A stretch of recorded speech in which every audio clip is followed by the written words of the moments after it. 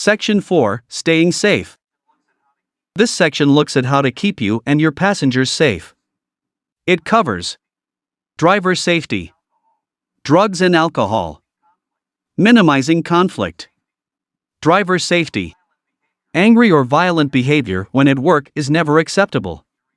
If a passenger in your vehicle becomes angry or violent, you have a right to say that you will not accept that behavior, or if that fails, and it is safe to do so, to ask them to leave. You should never accept any bad behavior towards you for any reason. Any offensive or violent behavior towards you because of your race, faith, sexual orientation, disability, or gender identity is a hate crime. If you experience or witness this type of behavior, TfL urges you to report it to the police so that it can be fully investigated and action taken against the offender. TfL advises drivers to report incidents as soon as possible to the police on 101 or 999 in an emergency. Protecting yourself. To provide a safe service for your passengers and to protect you as a driver, you should consider discussing with your operator how they can help protect you from the possibility of aggressive or violent behavior by a passenger.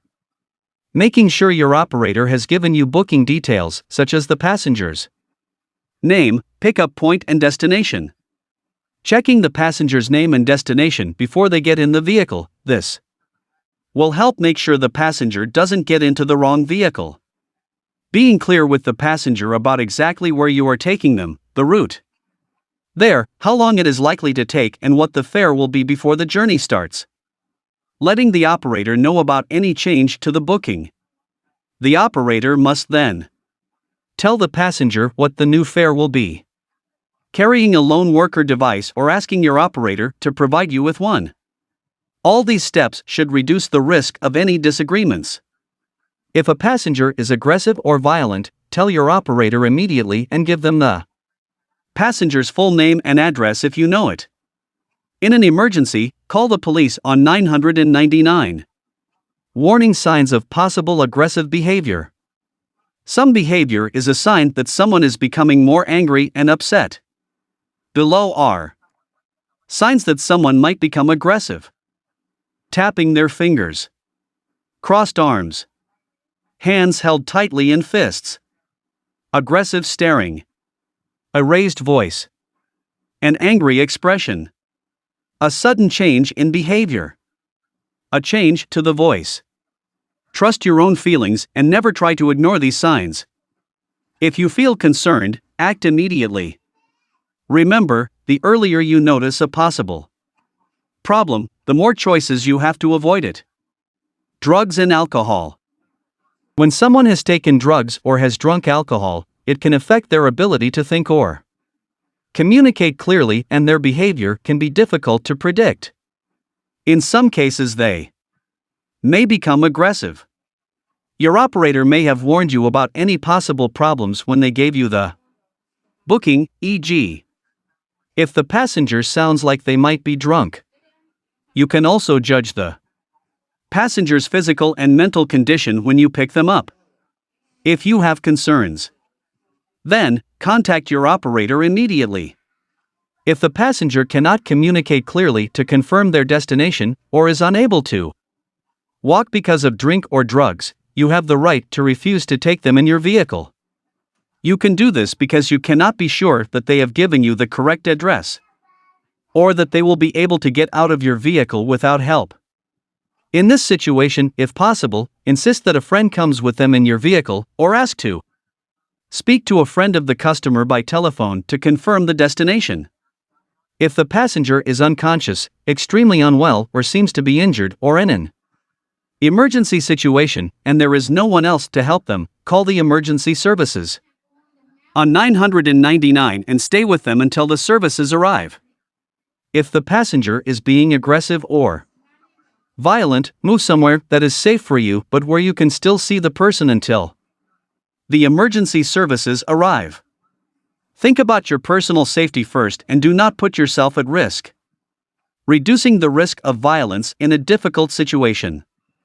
There are certain things you can do to reduce the chance of someone being violent or aggressive towards you.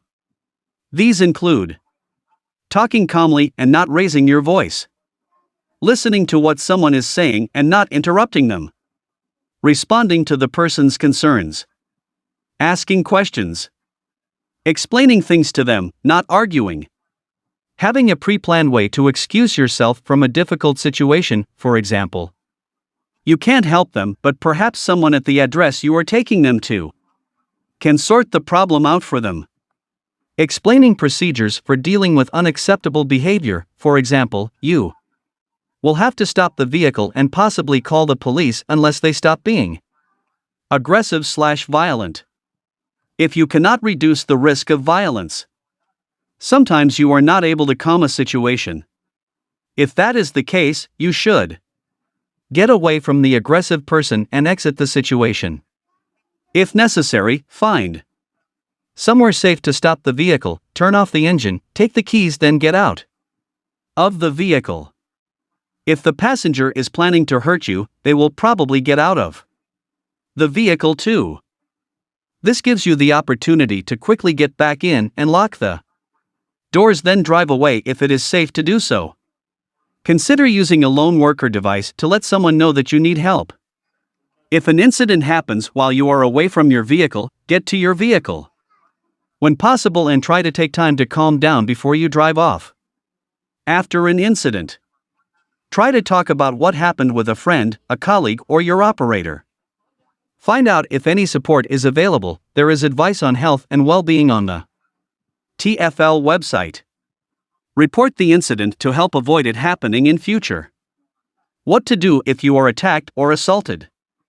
It is important for you to know where you can go for help if you are attacked or assaulted. Find out in advance what your operator's reporting procedures are and who to go to after an incident like this. If something happens to you, tell your operator, and if necessary, also call the police and/or an ambulance depending on the incident. It is important to record and report incidents that almost happened, as well as ones that actually did happen. When you are recording an incident, try and include the following details: when and where the incident happened, information about the attacker, name, address if known, description of clothing, age, gender, whether the attacker was one of your passengers, brief description of the incident, anything that might have caused the incident, details of any witnesses, type of incident, verbal threat, physical assault, written threat, description of any injuries, account of the immediate action that was taken. CCTV cameras. Installing CCTV cameras into a vehicle can reduce threats and violence against drivers. Signs in the vehicle informing passengers that CCTV is used may also help to prevent aggressive or violent behavior. You can buy a camera or rent one. Although this is an extra cost, having a CCTV camera may reduce insurance premiums. This is because a video recording can be useful evidence when there is a dispute with a passenger. The Information Commissioner's CCTV Code of Practice requires that signage must be displayed where CCTV is in operation. TfL requires all PHVs fitted with a CCTV system to display the sign shown below somewhere that is easy for passengers to see. The vehicle owner can decide where to put this signage, but it must be displayed somewhere that it does not block the driver's view.